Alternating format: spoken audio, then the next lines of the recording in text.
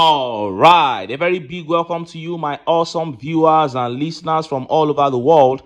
Thank you for joining me on another great episode of your favorite political talk show, The Truth with Ben Jokes. No work, no pay. NLC threatens to join forces with ASU. Now, in case you have not heard, the federal government has told ASU that since they have gone on strike, those who are on strike will not get paid. As a matter of fact, Tinubu has ordered all vice chancellors to do head counts as if they are dealing with secondary school students. They said they should do head counts. Any lecturer that does not resume to lecture will not be paid. And now the Nigerian Labour Congress is coming out to say they are going to join the strike if the government does not withdraw the no work, no pay talk. Now, NLC, you have become toothless because it is obvious that you have sold out to the federal government. You went in for a negotiation of a 150,000 naira minimum wage. You accepted 70,000 naira, paltry 70,000 naira, with a promise that petrol price will not be increased further after the 70,000 naira you have accepted, except in the next 2 years. But just a month later, petrol price went up and you did nothing. Since then, you lost your credibility completely before Nigerians. So let us all be suffering this together. This ASU we are talking about, it is professors that are returning officers during elections. They are the ones that do the final rigging at collation center. So this is what we've been saying. Corruption in government will touch everybody. It has far-reaching consequences to which nobody is immune unless Nigerians begin to think in the direction of having a country that they can be proud of. This is how everybody will continue to suffer. Now, let us look at the top stories. First is that one coming from the Christian Association of Nigeria, a very disgraceful one there. And next is that big one coming out of the National Assembly. Two things. The National Assembly has now proposed to open talks on the transfer of election results from polling unit to the IREV. And part B of their proposal is to change the date of the 2027 election. Before I show you details of these top stories and how Nigerians reacted, let me quickly show you this video. Governor Peter Mbah of Enugu State has decamped to APC, and his first interview after decamping shows that his brain has already started having problems because according to him, he must move to APC before he can serve the people of Enugu. Watch this video. I think it's a fair concern, and I imagine many people will feel that way. But we have to look at the deeper issue beyond looking at one party or another. It is looking at what enables you to serve the people optimally. And then you may have served your people. Yes, are we going to break the stride? No. Are we going to slow down on the progress we have made? What we're actually doing is going to a stronger platform that would enable us optimize, in fact, strengthen, build on what has been described as the 28 months wonder in Enugu State, making sure that development is not determined or should not be determined by the location of where anyone lives. That it doesn't matter where you are in the state, you should have access to quality education, which is responsible for why we're doing over 7,000 brand new classrooms, building 260 smart grade schools, making sure that location does not determine access to quality education. So in essence, you want to make sure you can come back and do another term, so you're aligning with those who will give you another term to complete these projects optimally. Is that what you're saying? I think what we're doing is that we are carrying the people's trust to a platform that will best serve them. It is is not about personal ambition. It has nothing to do with me because, again, at the end of the day, it is about the people. Everything we have done has largely been driven. The first thing we said during our campaign for office was to say, look, we're going to deliver quality, people-centered governance, that everything will be about the people. And that has driven all the decisions we've made. You saw that. And for me, I am not surprised.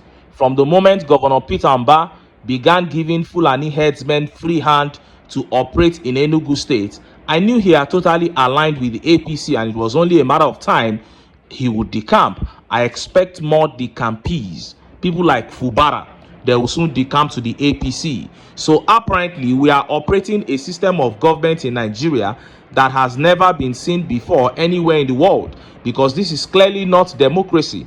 Governors are saying they need to join the ruling party before they can have a voice in Abuja. Some will say they need to join the ruling party so that they can be well connected to Abuja. They need to be connected to Abuja. What kind of system of government is this? In a democracy, the subnationals are on their own. You receive allocation from the federal government and then you do your job. What is this obsession about being connected to Abuja? When Tinubu was governor of Lagos for 8 years, was he connected to Abuja? No. You don't have to be connected to Abuja under a democracy. But clearly what we have is not a democracy.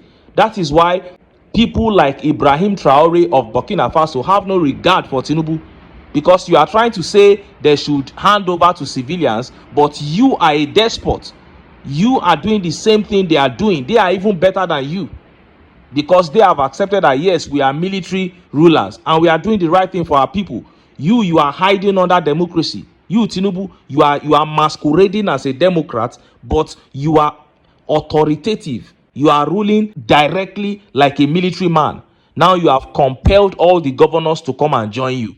Because if they don't join you, you are going to sideline them. You are going to marginalize them. That's exactly what this man is saying. They are not going to be able to fulfill their promises to the people until they join the APC. So, I am not saying I am angry. I'm not angry in any shape or form. I know that the people of Enugu State remain firmly against the evil party APC. So, the decamping of Peter Mbah and his cohorts is not going to change anything. But let it be clear that the APC has brought chaos upon the Nigeria. They have declared war against the people. It is the people versus Tinubu, the military ruler, Tinubu, the despot. So it is the people versus the APC. The governors have submitted. They have gone to join Tinubu and the APC. And only time will tell who will win this war. Now, let us look at the top stories. First is that one coming out of the Christian Association of Nigeria, a very shameful one there. And next is that one coming out of the National Assembly. Two big proposals. The National Assembly willing to open talks on the transfer of election results from polling units to the IREV and to tamper with the date of the 2027 elections. Let's start by taking that update from the Christian Association of Nigeria. Look at how the papers reported it. Can youths begin nationwide Bible distribution for Sheyi Tinubu's birthday? The youth wing of the Christian Association of Nigeria will begin the distribution of 1 million Bibles across the country in honor of Sheyi Tinubu, son of Bola Tinubu. The national chairman of Yowikan, Belusochukwu Ebere, confirmed that distributing the Bibles was a gesture to honor Sheyi Tinubu for all he has done for humanity. He added that the association will print more Bibles if the initial rollout does not reach every state of the federation, adding that the Bibles will be distributed to schools, churches, and missions. The distribution started yesterday during a Thanksgiving service. We will produce more if 1 million is not enough to go round the country. This is a gesture to honor Sheyi Tinubu for all he has done for humanity. We are targeting churches, schools, and missions, he said. Ebere also stated that the state chapters of Yowikan will be responsible for the distribution of the Bibles across the states, noting that the vision was to inculcate Christ-like behaviors among Christian youths and communities. What blasphemy! So these people have now gone to the point of blasphemy. You are distributing Bibles for what Sheyi Tinubu has done for humanity. What has Sheyi Tinubu done for humanity? They said they want youths to inculcate good spirit inside youths that you have destroyed their lives with unemployment. Sheyi Tinubu and his father have destroyed their lives with drugs. You are pardoning drug offenders, giving them presidential pardon. You are signing direct flight deals with drug known nations like Colombia and Brazil, when the rate of drug use in Nigeria is on the rise. Yet you are lying that you mean well for the youths. You don't mean well at all. So politics has now come to the point of blasphemy. You want to distribute Bibles because the United States is talking about genocide in Nigeria, because Canada is talking about Christian killings in Nigeria. You now want to bring the issue of distributing Bibles to deceive them that you are doing the right thing. This is a shame. Only a fool will be cajoled with this gesture. Anybody who has a brain knows that this is empty and meaningless, and Nigerians must put their foot down to rescue this country from the hands of people like Sheyi Tinubu and his father, who have no respect for humans or God, their creator. And just as Nigerians were yet reacting to that update from the National Assembly began making the rounds. Look at how the papers reported it. Nigerian lawmakers propose November 2026 for next presidential governorship elections.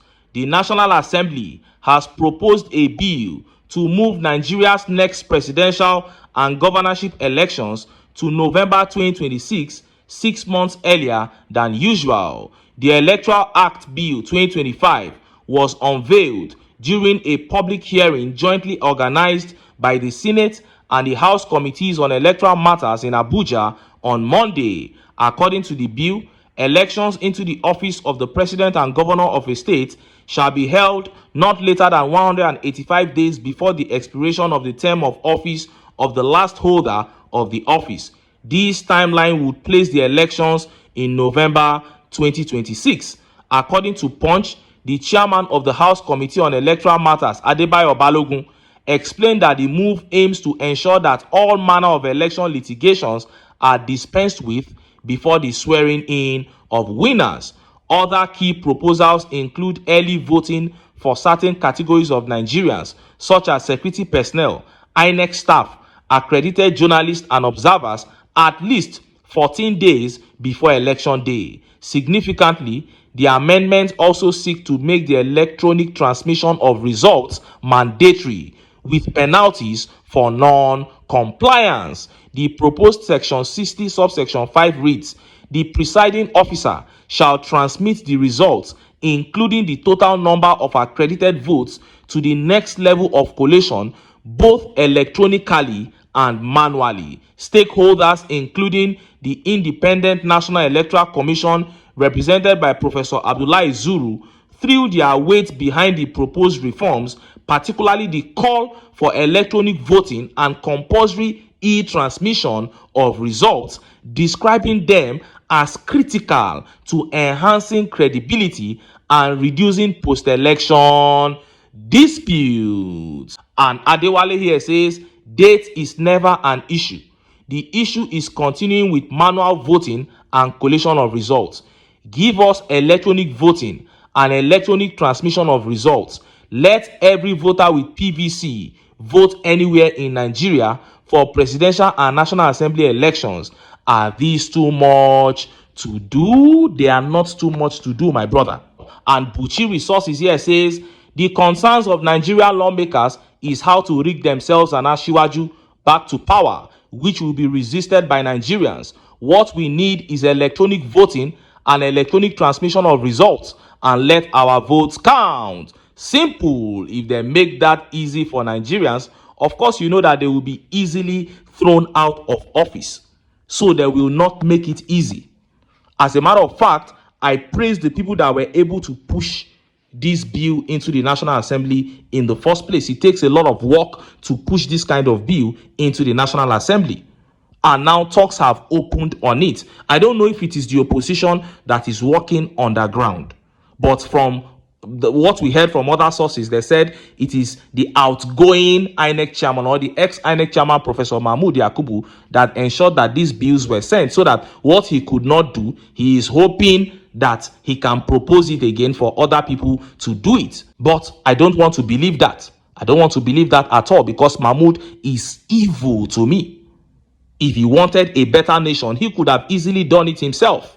He had a chance to transform this country and write his name in gold if those results were transferred from polling unit to the IREV.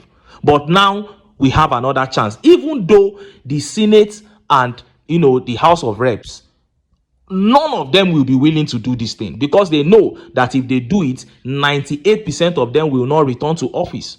Starting from Tinubu, he will be thrown out of office. So there is no way they will willingly accept to do this thing. But if the opposition can push for it, it's already there. Let the opposition begin to hammer it. Nigerians are willing to flood the streets for this kind of cause. There will be many Nigerians that will be willing to flood the streets for this kind of cause, because this one makes sense. Nobody can openly speak against credible elections.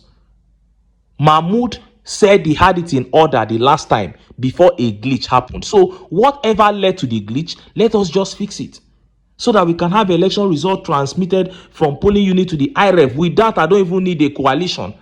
I don't need anybody. And I have been saying it before God and man, and I am not joking. If results are transmitted from polling unit to the IREV, even if my preferred candidate does not win, I will not be angry. What pains me most is when I win an election and then you steal my mandate. It is that stolen mandate that is making Nigerians angry. If Nigerians make their choice and they say it's Tinubu, then let it be him. But don't steal people's mandate. Let us have a nation so that we can work together to make it great.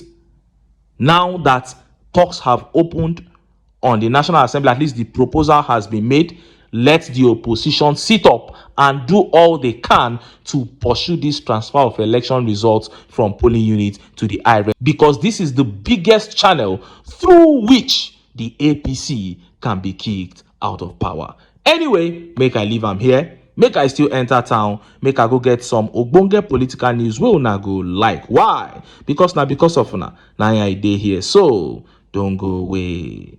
Don't go away.